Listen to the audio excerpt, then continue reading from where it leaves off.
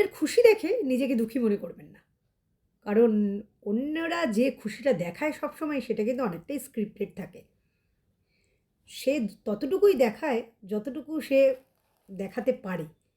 মানে আমরা যেটুকু দেখতে চাই, মানে ভালো জিনিসটাই কিন্তু কাট করে দেখানো হয়।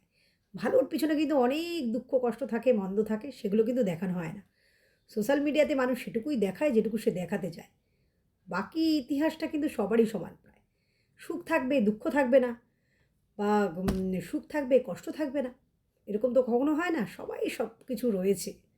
কিন্তু তারা যেহেতু সোশ্যাল মিডিয়াকে কনটেন্ট ক্রিয়েটার নামে পরিচিত, সেহেতু সুখটাকেই দেখায়, দুঃখটাকে ব্যাকে রাখে, কাট করে দেখানো হয়। তাই অন্যের সুখ দেখে নিজেকে দুঃখী ভাববেন না। কারণ সমস্ত গল্পেরই কিন্তু দুটো করে চ্যাপ্টার থাকে, একটা সুখ, একটা দুঃখ।